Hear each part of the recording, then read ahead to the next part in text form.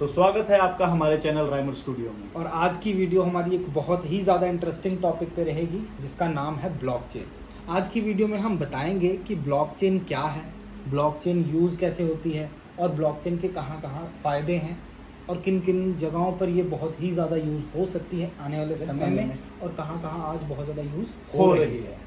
तो आइए जानते हैं कि ब्लॉकचेन शब्द पहली बार कब सुना गया। तो हर्षी आप बता सकते हैं कि ब्लॉकचेन पहली बार कब सुना गया? ब्लॉकचेन का शब्द दुनिया में पहली बार 1991 में सुना गया था, जहां पर स्टुअर्ट हैबर और डब्ल्यू स्कॉट जी ने इसका निर्माण किया था। तो राहुल जी आप बताएंगे 1991 में ऐसी क्या ज़रूरत हुई थी कि ब्लॉकचेन जैसी चीज़ का निर्माण हुआ? इसकी डेवलपमेंट इसलिए की गई थी, जो टाइम स्टैम्प था उस पे हम टेम्परिंग ना कर पाए, बैक जो डेट है उसको डेटाबेस में जाके चेंज ना किया जा सके। वीडियो के आगे आप इस चीज को समझ जाएंगे कि क्यों टेम्परिंग कैसे रोकी गई थी जब हम ब्लॉकचेन के बारे में जानेंगे। ब्लॉकचेन में हम कैसे टेम्परिंग रोक सकते हैं, ब्लॉकचेन के क्या फायदे हैं, व्हाट इज ब्लॉकचेन, अब वीडियो में शुरू होगा। तो आइए चलते हैं व्हाट इज ब्लॉकचेन की तरफ। तो राहुल जी बताएंगे आपकी ब्लॉकचेन क्या होती है? तो ब्लॉकचेन एक ऐसा सिस्टम है हर्ष जी कि जिसमें इंफॉर्मेशन रिकॉर्ड की जाती है इस तरह से कि उसे बदला ना जा सके।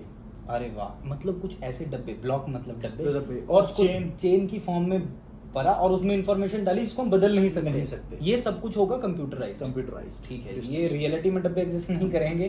कहीं आप सोचें कि डब्बे हैं उसके अंदर कुछ रखा हुआ है, नहीं, ऐसा नहीं होगा। व्हाट इज ब्लॉकचेन, एक ब्लॉकचेन क्या है, इसको सिंपल भाषा में जो आपने डेफिनेशन दी बड़ी अच्छी लगी मुझे सुनने में, बड़ा मजा आया उसको सुनने में, बड़ा अच्छा लगा मुझे। लेकिन अगर मुझे जो समझ आया कि ब्लॉकचेन एक लेजर है, लेजर एक सिंपल डिजिटल लेजर जो भी हम करते हैं। मान लीजिए मैं लेजर बनाता हूँ तो वो लेजर सिर्फ मैं ओपन कर सकता हूँ या मैं उसमें एडिट कर सकता हूँ या मैं उसमें काम कर सकता हूँ, लेकिन ब्लॉकचेन के अंदर कोई भी कर सकता है, कोई भी कर सकता है, बट डेटा चेंज नहीं। हाँ, बट डेटा चेंज नहीं कर सकता, लेकिन पढ़ सकता है। Digitally available ledger, that is blockchain. क्या बात। एक ब्लॉक है वो तीन चीजों से बनता है।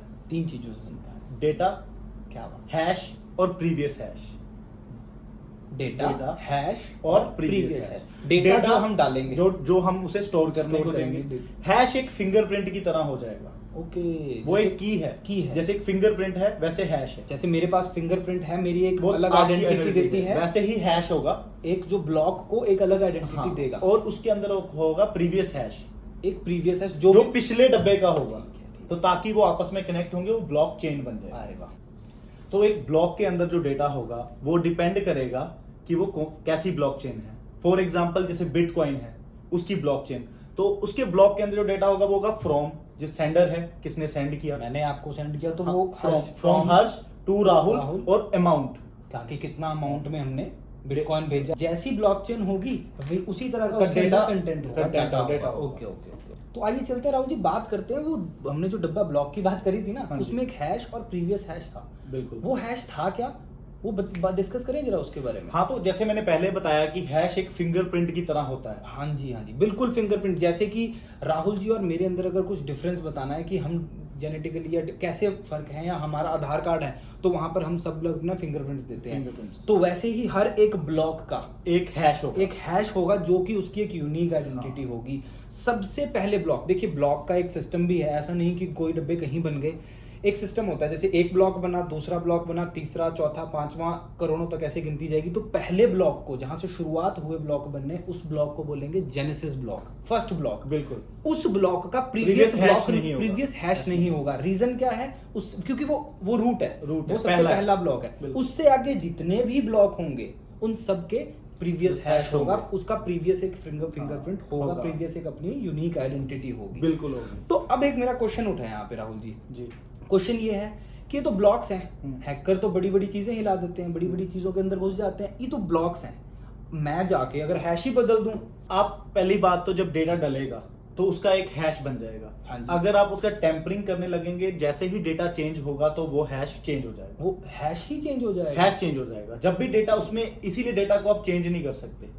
डेटा जैसे ही चेंज करेंगे हैश चेंज हो जाएगा। तो जैसे आप पीछे देख पा रहे हैं कि हैश चेंज हो रहा है, जैसे ही हैश चेंज होगा तो उसका प्रीवियस हैश अगले वाले में, जो पहला हैश चेंज हुआ तो वो हैश था अगले वाले में, तो यहाँ पर वो सारे आगे के ब्लॉक इनवैलिड हो जाएंगे क्योंकि प्रीवियस वो क्योंकि अगले ब्लॉक में भी तो previous Previous hash hash, saved है, बिल्कुल। तो इस तरह से सबसे ज्यादा सिक्योर सिस्टम System बन बन जाता है। ओके ब्लॉक आजकल के जमाने में इतने फास्ट कंप्यूटर आ गए हैं कि वो 1 मिनट में हैश का पता लगा लेते हैं। हाँ जी, 1 और मिनट जो आगे इनवैलिड हैश है उसको भी कैलकुलेट करके ब्लॉकचेन को वैलिड कर देते क्योंकि हैं। अब हैकर्स कुछ ना कुछ तो एक सिस्टम बना लेंगे ना कि जिससे ये ब्लॉकचेन को तोड़ना इजी हो जाए। हाँ, तो वो टेम्परिंग करने की कोशिश करते हैं, तो वो हैश भी पता लगा लेंगे और बाकी ब्लॉकचेन का हैश पता लगा के उसे वैलिड भी कर लेंगे। हाँ जी, इस चीज को सिक्योर करने के लिए एक कॉन्सेप्ट है proof of work. Proof of work जो कि क्या करता है, वो डिले कर देता है प्रोसेस को।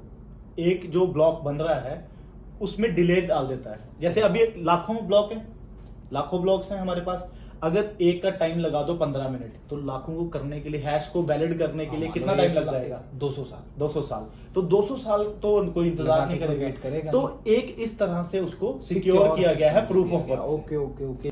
तो ये जो 10 मिनट है ना, ये 10 मिनट का जो टाइम है, ये एक्चुअल में क्रिप्टो करेंसी बिटकॉइन के एक ब्लॉक के लिए 10 मिनट का टाइम दे रखा है प्रूफ ऑफ वर्क का। Okay okay okay. तो इसी तरह से इसको सिक्योर किया गया। तो हर्षी इन्होंने एक और लेयर सिक्योरिटी की ऐड की है, जिसे हम नोड्स कहते हैं। Okay. जैसे ये सेंट्रलाइज सिस्टम नहीं है, जैसे हमारा बैंक है आरबीआई, वो एक सेंट्रलाइज बैंक है। तो ये डिसेंट्रलाइज्ड है। तो इसमें जगह जगह ब्लॉकचेन, मैंने और आपने दोनों ने ज्वाइन किया तो हम दोनों के पास पूरे का पूरा सेट ऑफ होगा। बिल्कुल। तो ऐसा होता है, इसमें नोड्स जो होती हैं, जो भी इसे ज्वाइन करता है उसके पास पूरी ब्लॉकचेन की कॉपी आ जाती है। पूरी आपके पास ही पूरी ब्लॉकचेन की कॉपी है, मेरे पास ही पूरी। तो अब जब हमने इसमें नया ब्लॉक ऐड करना है, तो उसके लिए क्या करना पड़ता है? ऐसे नहीं ऐड हो जाता कि कर दिया तो हो गया। हाँ जी। तो जब भी हम एक ब्लॉक ऐड करेंगे, तो जितने भी नेटवर्क पे नोड्स बैठी हैं, सबके पास वो ब्लॉक जाएगा। ओके। तो मान लीजिए राहुल जी, मैं, आप और 2 लोग और हैं हमारे पास, जो हम 4 लोग हैं, और हमारा एक नेटवर्क है जो कि एक ही ब्लॉकचेन पे यूज करता है।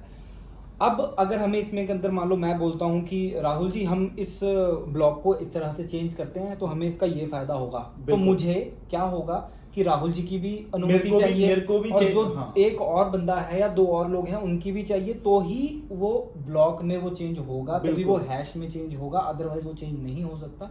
और इस कंसेप्ट को बोलते हैं शायद कंसेंसस। बिल्कुल सही कह रहे हैं हर्षी आप। अब जैसे एक नया ब्लॉक ऐड करना है, सबको हमने वो ब्लॉक को हमने सबको दे दिया। अब सारे उसमें वेरीफाई करेंगे कि ये ब्लॉक वैलिड है कि नहीं। यस। अगर उनको लगेगा कि ये ब्लॉक वैलिड है, वैलिड लगेगा, सबने वैलिड कर दिया, और अगर 50% से ज्यादा लोगों को लगा कि ये वैलिड है, तो वो ब्लॉक अप्रूव होके ब्लॉकचेन में ऐड हो जाएगा और सबके पास उसकी कॉपी चले जाएगी, तभी चेंज हो पाएगा। तो एक थर्ड सेट ऑफ सिक्योरिटी है।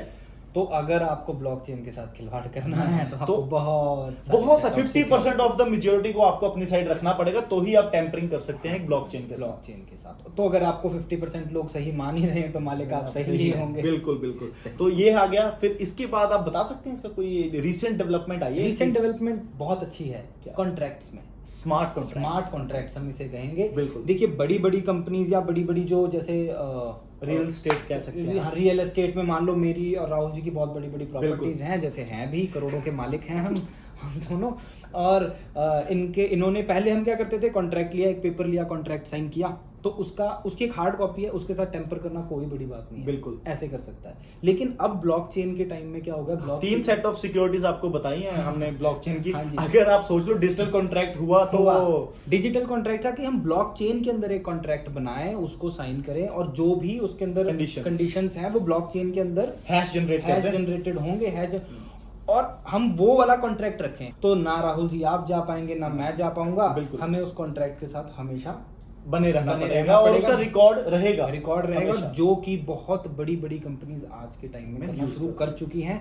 इसका एक और बेनिफिट जो हमने अभी तक नहीं बताया, हमें एक की भी मिलती है, प्राइवेट की।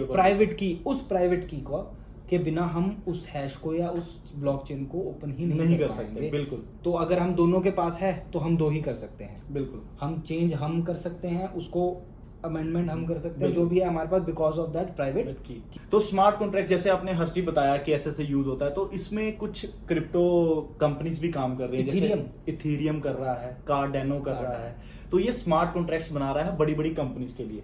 तो आजकल इसमें बहुत ज्यादा यूज हो रहा है। यस। तो आज की वीडियो में ब्लॉकचेन पे इतना ही।